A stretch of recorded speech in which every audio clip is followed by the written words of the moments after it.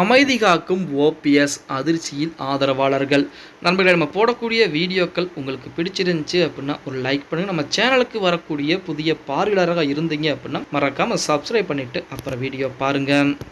அனைத்திந்திய அண்ணா திராவிட முன்னேற்ற கழகத்தை பொறுத்த வரைக்கும் ஒரு காலத்தில் மிகப்பெரிய ஒரு தலைவராக, அதுவுமே அவர் பின்னால் ஒரு படைபலத்தை வைக்கக்கூடிய அளவுக்கு மிகப்பெரிய ஒரு தலைவராக இருந்தவர் தான் நமது அண்ணன் ஓபிஎஸ் அவர்கள். இப்போ எப்படி எடப்பாடி பழனிசாமி இருக்கிறாரோ அதற்கு முன்பாகவே ஓபிஎஸ் அப்படித்தான் இருந்தார் அப்படின்னு சொல்லலாம். அது மட்டும் இல்லாமல் ஜெயலலிதா அம்மையார் இருக்கக்கூடிய அந்த சமயத்திலே முதலமைச்சர் பொறுப்பு, துணை முதலமைச்சர் பொறுப்பு, அது மட்டும் இல்லாமல் அதிமுகவிலே மிக முக்கியமான பொறுப்புகளும் அவருக்கு கொடுக்கப்பட்டது. ஏன்னா அந்த காலத்தில் ஓபிஎஸ் அவர்கள் மிகப்பெரிய ஒரு ஆளுமை கொண்ட தலைவராகத்தான் இருந்தார். இப்ப தற்போது எந்த ஒரு ஆளுமையும் இல்லாமல், ஆதரவுகளும் இல்லாமல் தனிமரமாக தவிக்க விடப்பட்டிருக்கிறார் அப்படின்னு சொல்லியாங்க.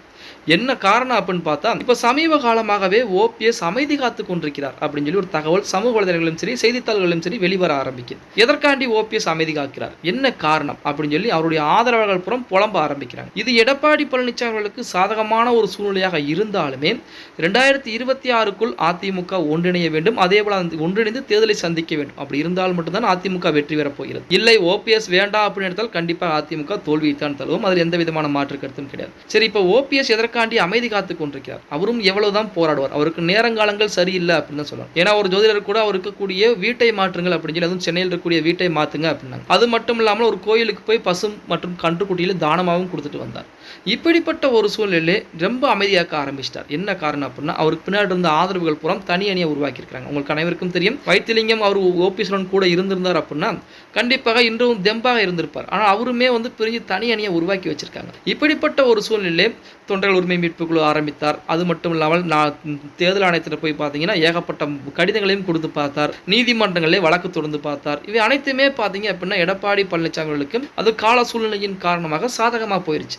இப்படி இருக்கக்கூடிய சூழலில் அடுத்து என்ன செய்வது அப்படின்னு தெரியாமல் தான் ஓபிஎஸ் அவர்கள் புலம்பிக் கொண்டிருக்கிறார். இப்போ அவருடைய ஆதரவாளர்களுமே பார்த்தீங்க அப்படின்னா ஓபிஎஸ் ஏன் அமைதி காத்து கொண்டிருக்கிறார் அப்படின்னு சொல்லி அது தெரியாம தான் அவங்களும் யோசனையில் இருக்காங்க. இப்போ இந்த நாடாளுமன்ற தேர்தலில் மட்டும் ஓபிஎஸ் ஜெயித்திருந்தார் அப்படின்னா, அதுவும் ராமநாதபுரம் தொகுதியில் ஜெயித்திருந்தார் அப்படின்னா கண்டிப்பாக இந்நேரம் அதிமுக ஓபிஎஸ் கையில் இருந்திருக்கும். அது எந்த விதமான மாற்று கருத்தும் கிடையாது. ஏன்னா அவருக்கு மத்திய அமைச்சர் பதவி பாஜக கொடுத்திருக்கும். அதை வைத்து எடப்பாடி பழனிசாமி இந்நேரம் ஒரு ஆட்டம் ஆட்டியிருப்பார்.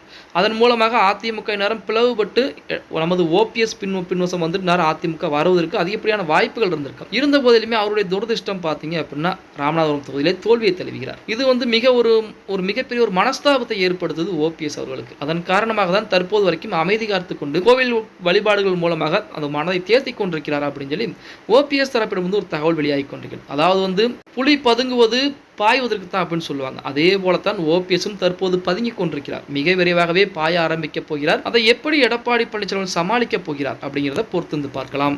ஓகே கைஸ், வீடியோ பிடிச்சிருந்தா மறக்காம ஒரு லைக் பண்ணி விட்டுருங்க. அப்படியே இந்த வீடியோ ஃப்ரெண்ட்ஸ் அண்ட் ஃபேமிலிக்கும் ஒரு ஷேர் பண்ண மறந்துடாதீங்க.